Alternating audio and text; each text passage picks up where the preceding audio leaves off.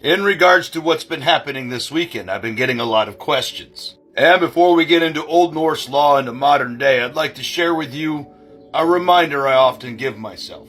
Old Norse wisdom is the framework for the glasses in which I choose the lens to look at the world. A modern American lens. Please realize there are aspects of this topic that I cannot discuss on this app due to guidelines. Also, something by modern day standards would be considered illegal. Please bear that in mind as we get into oaths versus outlawry.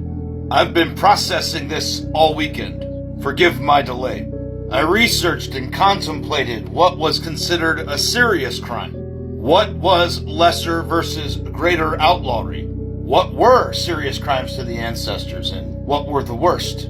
How did their civic-minded society with no government nor law enforcement affect change in regards to these predatory behaviors? But more importantly, as these questions and the crimes in question began to weigh on me, your questions pulled me out of it. So, thank you. Been wrestling with it myself because I vouched for that man a year ago. Now then, in regards to oaths and the outlawed, are they still valid? No, they were stripped of all legal protections. And on a societal level, you were expected to on-cite them regardless of your oath. Some of the key building blocks of Old Norse society was trust, honor, and reputation. And without the absence of these behaviors, they could not have that. So I began asking myself, would the ancestors give a strike too? And when I really dug into the record, each one of these would have been banished for outlawry. Nearly all of them. And more still, what would happen when the offending fled, went to another city, another country maybe, where they didn't know this individual, or their reputation? Were they looked down upon or treated just as badly? No, they were expected to uphold the outlawry after they learned. They could have built a sense of community or trust, but when they learned the truth, all bets were off. It wasn't viewed as guilt, but as betrayal to you.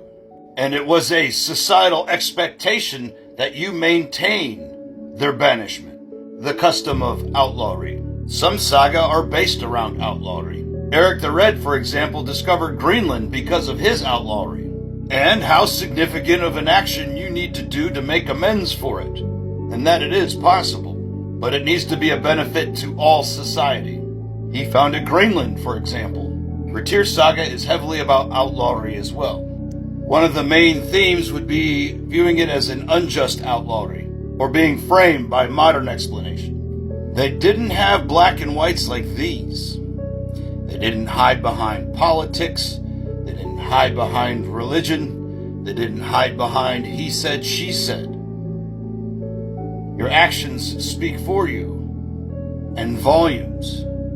With an absence of these behaviors from your table or community, it was a better, safer world where people could thrive. But it was a group effort, one that required word of mouth, that took time. And to you, the general public, who feel guilt by association, put down that modern American concept. You now have some frames to hold up those lenses.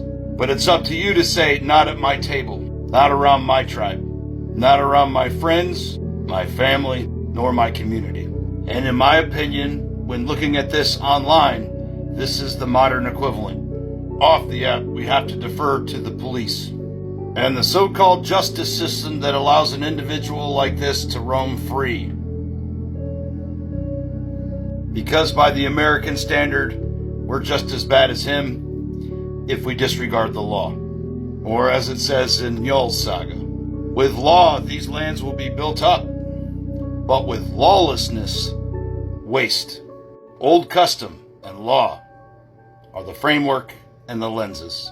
You didn't do anything wrong. How you process that is on you, as long as it's within the limits of the law. Just something to think about, and I'll see you next time.